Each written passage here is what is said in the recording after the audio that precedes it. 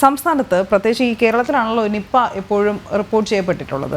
ഇവിടെ രോഗകാരണമാവുന്നത് തന്നെ നിപ്പ വൈറസിൻ്റെ വ്യത്യസ്ത ജനിതക ഭേദം എന്നാണ് പൂനെ നാഷണൽ വൈറോളജി ഇൻസ്റ്റിറ്റ്യൂട്ടിൻ്റെ റിപ്പോർട്ട് അപ്രകാരമാണ് അറിയിച്ചിരിക്കുന്നത്.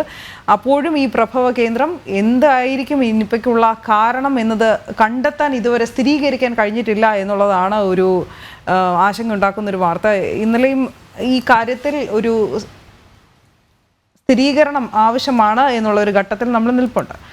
ഈ കാര്യങ്ങൾ തന്നെ നമ്മുടെ ഇന്നത്തെ അതിഥിയോടും ചോദിക്കാം. അതിഥി എന്ന് പറഞ്ഞാൽ അദ്ദേഹം ഒരു വിദഗ്ധനാണ്. കോട്ടയം മെഡിക്കൽ കോളേജിലെ ഇൻഫെക്ഷ്യസ് ഡിസീസസ് വിഭാഗം, അതായത് സാംക്രമിക രോഗ വിഭാഗത്തിലെ emeritus professor doctor R Sajith കുമാറാണ് നമ്മളോടൊപ്പം ചേരുന്നത്. ഡോക്ടർ സജിത്ത്, നമസ്കാരം. പുത്തൻപുലരിയിലേക്ക് സ്വാഗതം. തീർച്ചയായിട്ടും ഞങ്ങൾക്കും പ്രേക്ഷകർക്കും ഒട്ടേറെ ചോദ്യങ്ങളുണ്ട്. ആദ്യം തന്നെ ഇപ്പോൾ ഞങ്ങൾക്ക് ഇതിൻ്റെ സാങ്കേതിക വശം അറിയത്തില്ല, ഇതിൻ്റെ ആരോഗ്യപരമായ അല്ലെങ്കിൽ മെഡിക്കൽ കാരണങ്ങൾ ചോദിക്കാനും അറിയില്ല. പക്ഷേ എന്തുകൊണ്ട് ഇത് ഉണ്ടാകുന്നു, ഇത് കേരളത്തിൽ ഇങ്ങനെ ആവർത്തിച്ചുണ്ടാകുന്നത് എന്തുകൊണ്ട്, ഇതിനെന്തെങ്കിലും പ്രത്യേകിച്ച് കാരണമുണ്ട്? ഇപ്പോൾ പൂനെ വൈറോളജി ഇൻസ്റ്റിറ്റ്യൂട്ടിൻ്റെ റിപ്പോർട്ടുമൊക്കെ വളരെ സാങ്കേതികമാണ്. അതിനപ്പുറം നമുക്ക് എന്ത് ചെയ്യാനാവും ഇത് തടയാൻ അല്ലെങ്കിൽ പടരാതിരിക്കാൻ? ഡോക്ടർ സജിത്. നമസ്കാരം. ഇന്ന് രാവിലെ ഒരു ശുഭകരമായ വാർത്തയല്ല നമ്മളെല്ലാവരും കേൾക്കുന്നത്. നമുക്കറിയാം, കേരളം പലതരത്തിലുള്ള പകർച്ചവ്യാധികളുടെ പിടിയിൽ അകപ്പെട്ടിരിക്കുന്ന ഒരു കാലഘട്ടമാണിത്. ഈ ജൂലൈ, ഓഗസ്റ്റ്, സെപ്റ്റംബർ മാസങ്ങൾ എല്ലാ വർഷവും ഞങ്ങളെ സംബന്ധിച്ചിടത്തോളം വളരെയധികം പ്രശ്നങ്ങൾ ഉണ്ടാക്കുന്ന, വികാരപരമായി വളരെ മോശമായി പോകുന്ന ഒരു കൂട്ടം മാസങ്ങളാണ്. അപ്പോൾ ഇത്തവണ എലിപ്പനിക്കും ഡെങ്കിപ്പനിക്കും ഒപ്പം നിപ്പയും കൂടെ വീണ്ടും അവതരിച്ചിരിക്കുന്ന ഒരു സ്ഥിതിവിശേഷത്തിലാണ് നമ്മളിപ്പോൾ നിൽക്കുന്നത്. നമുക്കറിയാം, നിപ്പ എന്ന് പറയുന്ന ഒരു വൈറസ് രോഗമാണെങ്കിലും ഇത് സാധാരണമായിട്ട് അങ്ങനെ വരാറുള്ള ഒരു രോഗമല്ല. അതുകൊണ്ട് തന്നെ വരുന്ന എല്ലാ രോഗികളിലും ഈ രോഗം ഉണ്ടോ എന്ന് നമ്മൾ പരിശോധിക്കാറുമില്ല. പക്ഷെ ഇത് കണ്ടുപിടിക്കുന്നത് നമ്മുടെ സാങ്കേതിക മികവിന്റെ ഒരു ഉദാഹരണമായിട്ടാണ് ഒരുപക്ഷെ ഞാൻ സൂചിപ്പിക്കുന്നത്. കാരണം നിപ്പ ഒരുപക്ഷെ ആദ്യം കണ്ടുപിടിച്ച മലേഷ്യയിലെ പന്നികളിലാണ് ഇത് കണ്ടിരുന്നതെങ്കിലും ഇപ്പോൾ നമുക്കറിയാം ഇത് പ്രധാനമായിട്ടും വവ്വാലുകളിലൂടെയാണ് ഈ രോഗം പകരുന്നതെന്നാണ് നമ്മൾ മനസ്സിലാക്കിയിരിക്കുന്നത്. കോഴിക്കോട്, മലപ്പുറം ഭാഗത്ത് പല വവ്വാലുകളിലും ഈ വൈറസിന്റെ സാന്നിധ്യം ഉള്ളതായിട്ട് ഇതിനു മുമ്പുള്ള പഠനങ്ങൾ തെളിയിച്ചിട്ടുമുണ്ട്. അപ്പൊ നമ്മൾ മനസ്സിലാക്കേണ്ട ഒരു കാര്യം, നമ്മളിപ്പോ കേരളത്തില് ഈ രോഗം വരുന്നു എന്ന് പറയുമ്പോൾ അത് കേരളത്തിന്റെ എന്തോ ദുരവസ്ഥ കൊണ്ടാണ് എന്ന് നമ്മൾ ചിന്തിക്കുന്നതിൽ വലിയ കാര്യമുണ്ടെന്ന് തോന്നുന്നില്ല. കാരണം മറ്റു പല സംസ്ഥാനങ്ങളിലും ഒരുപക്ഷെ ഇതുപോലെ രോഗങ്ങൾ ഉണ്ടാകുന്നുണ്ടാകാം.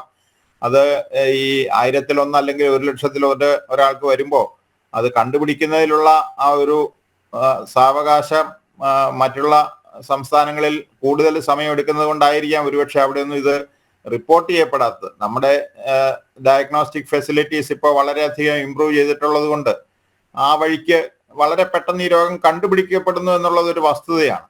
അതുകൊണ്ട് കൂടിയാണിത് കേരളത്തിൽ നിന്ന് മാത്രം റിപ്പോർട്ട് ചെയ്യുന്നു എന്നുള്ളതാണ് ഞങ്ങളുടെ വിദഗ്ധരുടെ ഒരു വിദഗ്ധ അഭിപ്രായം. പക്ഷെ അതേസമയം മനുഷ്യരിലേക്ക് കടന്നുകൂടാനുള്ള ഈ വൈറസിന്റെ ജനിതക വ്യതിയാനം അത് കേരളത്തിലെ വവ്വാലുകളിലും കേരളത്തിലെ ഒരുപക്ഷെ മറ്റു മൃഗങ്ങളിലുമൊക്കെ ഉണ്ടായിരിക്കാനുള്ള സാധ്യത കൂടുതലായതുകൊണ്ടായിരിക്കാം ഒരുപക്ഷെ ഇത് പെട്ടെന്ന് മനുഷ്യരിൽ വരാനുള്ള ഒരു ചുറ്റുപാട് കേരളത്തിലുള്ളത്.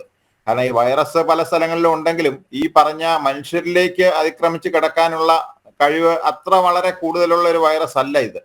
പക്ഷെ മനുഷ്യരിലേക്ക് ഒരിക്കൽ കിടന്നാൽ നമുക്കറിയാം ഇത് പെട്ടെന്ന് ഒരാളിൽ നിന്ന് വേറൊരാളിലേക്ക് പടരാനുള്ള സാധ്യത വളരെ കൂടുതലാണെന്നുള്ളത് തെളിയിക്കപ്പെട്ടിട്ടുണ്ട്. ഇതിനു മുമ്പ് ലോകത്തിന്റെ പല ഭാഗത്തുമുള്ള ഈ പറഞ്ഞ പകർച്ചവ്യാധി പൊട്ടിപ്പുറപ്പെടലുകളിൽ ഇത് വളരെ കൃത്യമായിട്ട് സൂചിപ്പിക്കപ്പെട്ടിട്ടുണ്ട്. ഒരിക്കൽ മനുഷ്യരിലേക്ക് കടന്നു കഴിഞ്ഞാൽ പിന്നെ മനുഷ്യർ വഴി അങ്ങോട്ടും ഇങ്ങോട്ടും പടരാനുള്ള സാധ്യത വളരെ കൂടുതലാണ്. അതാണ് നമ്മൾ പ്രധാനമായിട്ടും ഈ സമയത്ത് ശ്രദ്ധിക്കേണ്ട കാര്യം. ഇത് എവിടെ നിന്ന് വന്നു, എങ്ങനെ വന്നു എന്നുള്ളതിനെ കുറിച്ച് നമുക്ക് വിദഗ്ധമായ പഠനങ്ങൾ നടക്കുന്നുണ്ട്. അതിൽ നിന്ന് കൂടുതൽ വിവരങ്ങൾ നമുക്ക് ലഭിക്കുമെന്നും പ്രതീക്ഷിക്കാം. പക്ഷെ ഇപ്പം നമ്മൾ ശ്രദ്ധിക്കേണ്ട വളരെ പ്രധാനപ്പെട്ട കാര്യം ഇതാണ്. ഈ പ്രതിരോധ മാർഗങ്ങൾ എന്തൊക്കെയാണ് ഡോക്ടർ? തീർച്ചയായും വായുവിലൂടെ പകരുന്നു എന്നുള്ളത് കൊണ്ട് തന്നെ ഈ മാസ്ക് നിർബന്ധമാക്കിയിട്ടുണ്ട്. ഇനിയുള്ള പ്രതിരോധം അല്ലാതെ ഒരു ഇൻഡിവിജ്വലായിട്ട് എടുക്കേണ്ട പ്രതിരോധ പ്രവർത്തനങ്ങൾ എന്തൊക്കെ വരും? അല്ല, ഇതുപോലെയുള്ള വൈറസുകളിലെ പകരുന്നതിന് നമ്മൾ ഏറ്റവും പ്രധാനമായിട്ട് ശ്രദ്ധിക്കാനുള്ളത് ഈ പറഞ്ഞ ഈ 15 വയസ്സുള്ള ഈ ബാലന് രോഗം കിട്ടിയിരിക്കുന്ന ഒരുപക്ഷെ വവ്വാലുകൾ ഭക്ഷിച്ച ഏതെങ്കിലും ഒരു ഫലപദാർത്ഥങ്ങളിൽ നിന്നാവാം. പക്ഷെ അത് കൂടാതെ ഇനിയും ഈ വൈറസ് വവ്വാലുകളിൽ നിന്ന് തന്നെ മനുഷ്യരിലേക്ക് കടന്നുകൂടാ എന്നില്ലല്ലോ. അപ്പം കഴിവതും മറ്റ് പരിസരത്തുള്ള ഭക്ഷ്യവസ്തുക്കൾ ഉപയോഗിക്കുമ്പോൾ വളരെ സൂക്ഷിച്ച് ഉപയോഗിക്കുക. ഒരു പേഴ്സണൽ ലെവലിൽ പറഞ്ഞു കഴിഞ്ഞാൽ ഏറ്റവും പ്രധാനമായിട്ട് നമ്മൾ ശ്രദ്ധിക്കേണ്ട കാര്യം, ആഹാരം കഴിക്കുന്നതിന് മുമ്പ് ആഹാരം കഴിച്ച് കഴിഞ്ഞിട്ടും കൈ കഴുകുന്ന ഒരു ശീലം നമ്മൾ മലയാളികൾക്കുണ്ട് നല്ലപോലെ. അപ്പൊ അത് സ്ഥിരമായിട്ട് പാലിക്കുക. കൃത്യമായിട്ട് സോപ്പ് ഉപയോഗിച്ച് തന്നെ കഴിയുന്നിടത്തോളം കൈ കഴുകിയതിനു ശേഷം മാത്രം ആഹാരം കഴിക്കുക. അതുപോലെ ഭക്ഷ്യവസ്തുക്കൾ കഴിവതും പ്രകൃതിയിൽ നിന്ന് കിട്ടുന്നത് ഒരല്പം സംശയത്തോടു കൂടി മാത്രം വൃത്തിയായി കഴുകിയതിനു ശേഷം മാത്രം ഉപയോഗിക്കുക. ഈ പറഞ്ഞ 2 കാര്യങ്ങളിലൂടെയാണ് നമുക്ക് പ്രധാനമായിട്ടും മൃഗങ്ങളിൽ നിന്ന് അല്ലെങ്കിൽ മറ്റു പക്ഷികളിൽ നിന്നും ഒക്കെ നമ്മുടെ ശരീരത്തിലേക്ക് ഈ വൈറസ് കയറുന്നത് തടയാൻ നമുക്ക് സാധിക്കുക. പിന്നെ കഴിവതും നമ്മൾ മുമ്പ് പറഞ്ഞതുപോലെ ഈ കാടുള്ള പ്രദേശങ്ങളിലൊക്കെ പോകുന്ന ആൾക്കാർ വളരെ പ്രത്യേകം സൂക്ഷിക്കണം. കാരണം ഈ വൈറസിന്റെ ജനിതക മാറ്റം വന്നിരിക്കുന്നത് വവ്വാലുകളിലാണെങ്കിലും അത് മനുഷ്യരിലേക്ക് കിടക്കുക അത്ര എളുപ്പമല്ല. അപ്പൊ അത് കിടക്കാനുള്ള ഒരു സന്ദർഭം നമ്മൾ ഉണ്ടാകാതെ നോക്കുക എന്നുള്ളതാണ് വളരെ പ്രധാനപ്പെട്ട ഒരു കാര്യം.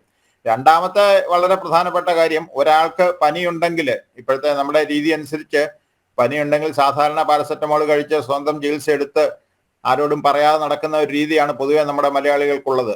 അപ്പൊ അത് ഒഴിവാക്കിക്കൊണ്ട് ചെറിയ പനിയാണെങ്കിൽ പോലും വേണ്ട വൈദ്യ സഹായം തേടാനുള്ള ഒരു ശ്രദ്ധ നമ്മൾ കാണിക്കണം.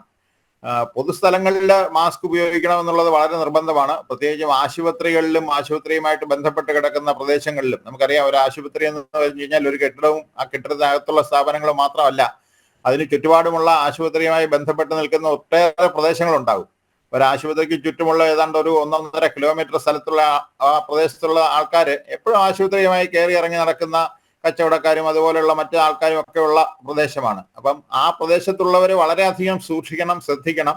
മാസ്ക് ഉപയോഗിക്കുക എന്നുള്ളതാണ് ഏറ്റവും നമുക്ക് നമ്മുടെ കയ്യിലുള്ള ഒരു പ്രതിവിധി എന്ന് നമുക്ക് പറയാവുന്നത്. പിന്നെ യാത്രകൾ കഴിവതും ഒഴിവാക്കുക. കഴിവതും ഈ സമയത്ത് നമ്മൾ കൊറോണയെ ഒരു നല്ല പരിധി വരെ പിടിച്ചു നിർത്തിയത് നമ്മുടെ സമൂഹത്തിന്റെ ഒരു പ്രത്യേക സഹകരണത്തോടും കൂട്ടായ്മയോടും കൂടിയാണ്.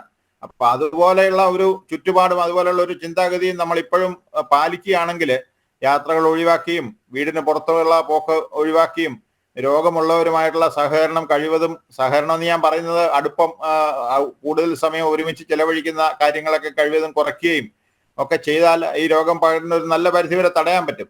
പിന്നെ നമ്മൾ നേരത്തെ പറയാറുള്ളത് പോലെ കഴിവതും ദൂരെ യാത്രകൾ ഒഴിവാക്കുക. കാരണം ഇപ്പം നമുക്കറിയാം ഇതൊരു പ്രദേശത്തുണ്ട് എന്നുള്ളത് അറിയാവുന്നത് കൊണ്ട് ആ പ്രദേശത്ത് നമുക്ക് ശ്രദ്ധിക്കാൻ വളരെ എളുപ്പമാണ്. പക്ഷെ ആ പ്രദേശത്ത് നിന്ന് മറ്റു പ്രദേശങ്ങളിലേക്ക് ഇത് കടന്നു പോകാനുള്ള സാധ്യത എപ്പോഴും മനുഷ്യരിലൂടെ തന്നെയാണ്. അപ്പൊ മനുഷ്യര് കഴിവതും നമ്മുടെ നാട്ടുകാരോട് പ്രത്യേകം പറയേണ്ട കാര്യം, കഴിവതും ഈ രോഗം ബാധിച്ചിട്ടുള്ള പ്രദേശങ്ങളിലേക്കുള്ള യാത്രയ്ക്ക് വിലക്കുണ്ട്. പക്ഷെ ആ വിലക്ക് ലംഘിക്കാതെ കഴിവതും അത് പാലിച്ചുകൊണ്ട്, നിർദ്ദേശങ്ങൾ പാലിച്ചുകൊണ്ട് കഴിവതും യാത്രകൾ ഒഴിവാക്കുക.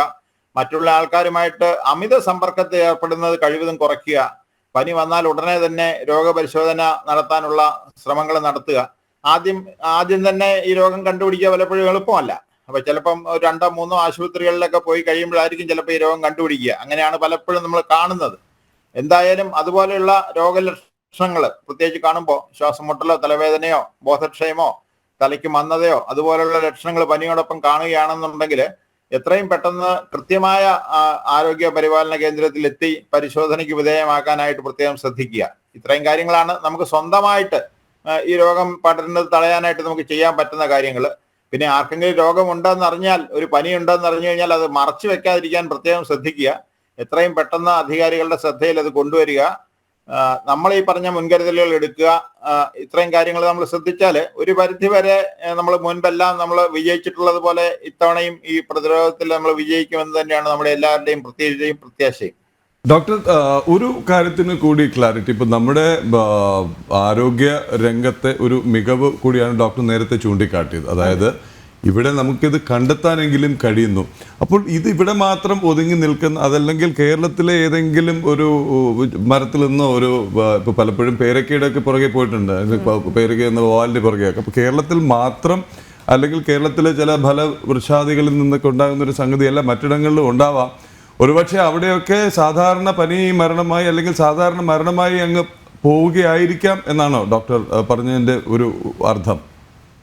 അല്ല, അങ്ങനെ ഒരു സാധ്യത നമുക്ക് തള്ളിക്കളയാനാവില്ല. കാരണം ഞാൻ പറഞ്ഞല്ലോ, ഇത് വളരെ സൂക്ഷ്മതയോടുകൂടി പരിശോധിക്കുന്നത് കൊണ്ടാണ് നമുക്ക് ഒരുപക്ഷെ ഇത് വളരെ പെട്ടെന്ന് കണ്ടുപിടിക്കാനും നിയന്ത്രിക്കാനും പറ്റുന്നത്. അല്ലാതെ നടക്കുന്ന 1-2 മരണങ്ങൾ ഒരുപക്ഷെ ശ്രദ്ധിക്കപ്പെടാതെ പോകാനുള്ള സാധ്യതയും കൂടുതലാണ്. അപ്പൊ ഇത് കണ്ടുപിടിക്കുന്നത് നമ്മുടെ ഒരു സാങ്കേതിക മികവിന്റെ കൂടുതൽ കൊണ്ടാണെന്നുള്ളതിന് സംശയമൊന്നുമില്ല. നമ്മുടെ ഡോക്ടർമാരും ആശുപത്രികളും ആരോഗ്യ സംവിധാനവും മൊത്തത്തിൽ ഈ ഒരു കാര്യം നേരിടാൻ വേണ്ടി ഉള്ള ഒരു സജ്ജമായി നിൽക്കുന്ന അവസരത്തിൽ നമ്മൾ അതിനെക്കുറിച്ച് വളരെയധികം ചിന്തിക്കുന്നുണ്ട്, സാധ്യത കണക്കിലെടുക്കുന്നുണ്ട്. അപ്പൊ അത് വെച്ചിട്ടുള്ള പരിശോധനകൾ നടത്തുന്നുണ്ട്. ഇതൊന്നും നടക്കാത്ത സ്ഥലങ്ങളിൽ ഒരുപക്ഷെ നിപ്പ ഉണ്ടെങ്കിൽ പോലും കണ്ടുപിടിക്കാനുള്ള സാധ്യത വളരെ കുറവായിരിക്കും. അതൊരു വസ്തുത തന്നെയാണ്. പക്ഷെ ഞാൻ നേരത്തെ പറഞ്ഞതുപോലെ ഈ ഒരു സാധ്യത, അതായത് മനുഷ്യരിലേക്ക് പകരാനുള്ള, മനുഷ്യരിലേക്ക് കിടന്ന് ആക്രമിക്കാനുള്ള ഈ വൈറസിന്റെ ഒരു പ്രത്യേക സ്വഭാവ വൈചിത്ര്യം, അത് നമുക്ക് എല്ലാ ഭാഗത്തും കാണണമെന്നില്ല. അത് ഒരുപക്ഷെ കേരളത്തിലുള്ള ഈ പറഞ്ഞ വൈറസുകളിലായിരിക്കാം ഒരുപക്ഷെ ഉണ്ടായിരിക്കുന്നത്. അത് നമ്മുടെ നിയന്ത്രണത്തിലുള്ള ഒരു കാര്യമല്ല. പക്ഷെ അതായിരിക്കാം ഒരുപക്ഷെ, പ്രത്യേകിച്ച് നമ്മളിപ്പോൾ കാണുന്നുണ്ടല്ലോ കോഴിക്കോട്, മലപ്പുറം ആ ഭാഗത്താണ് കൂടുതൽ കാണുന്നതെന്ന് പറയുമ്പോൾ അവിടെയുള്ള വൈറസുകളിൽ ഉണ്ടായിരിക്കുന്ന എന്തെങ്കിലും വ്യത്യാസമായിരിക്കാനുള്ള സാധ്യത നമ്മൾ ശാസ്ത്രീയമായി പഠിക്കുന്നുണ്ട്, പരിശോധിക്കുന്നുണ്ട്. ശരി, വളരെയധികം നന്ദി ഡോക്ടർ. രാവിലെ, കാരണം ഒരു ഡോക്ടർക്ക് മാത്രം, അതും ഇത്തരം വിഷയത്തിൽ വൈദഗ്ധ്യമുള്ള ഒരു ഡോക്ടർക്ക് മാത്രം മറുപടി പറയാൻ കഴിയുന്ന ചില വിഷയങ്ങളാണ്. മറ്റുള്ളതെല്ലാം ഊഹാപോഹങ്ങളാവാം, അല്ലെങ്കിൽ ഇതിനേക്കാളൊക്കെ അപകടം ഈ അല്പജ്ഞാനവും മുറിവൈദ്യവും ഒക്കെയാണ്. അപ്പം അതിൻ്റെയൊക്കെ പുറകെ പോകാതെ ഇതെന്താണ്, ഇതെന്തുകൊണ്ടുണ്ടാകുന്നു, എങ്ങനെ ഇതിനെ പ്രതിരോധിക്കണം, എന്തൊക്കെ മുൻകരുതലുകൾ എടുക്കണം എന്നുള്ളത് വളരെ ലളിതമായ ഭാഷയിൽ പ്രേക്ഷകർക്ക് വേണ്ടി പങ്കുവച്ചത് ഡോക്ടർ ആർ സജിത് കുമാറാണ്. ഇദ്ദേഹം കോട്ടയം മെഡിക്കൽ കോളേജിലെ എമിറിറ്റസ് പ്രൊഫസറാണ്, അതായത് ഇൻഫെക്ഷ്യസ് ഡിസീസസ് വിഭാഗത്തിലെ, സാംക്രമിക രോഗ വിഭാഗത്തിലെ. വളരെയധികം നന്ദി ഡോക്ടർ സജിത് കുമാർ. അപ്പോൾ അക്കാര്യം, ഈ പറഞ്ഞ കാര്യങ്ങൾ അതേ ഗൗരവത്തിൽ എടുക്കുക. കാര്യം നമുക്ക് ഈ രോഗത്തിലും ദുരന്തത്തിലും രാഷ്ട്രീയം കാണാതിരിക്കാം. അതുപോലെ തന്നെ ഇതിപ്പോൾ ആരും മനഃപൂർവ്വം ഉണ്ടാക്കുന്നൊരു സംഗതിയുമല്ല. അതുകൊണ്ട് തന്നെ അധികൃതർ പറയുന്നതിന് അതിൻ്റെ വില കൽപ്പിച്ച് ആ മുൻകരുതലുകൾ പാലിക്കുക, നിർദ്ദേശങ്ങൾ അനുസരിക്കുക.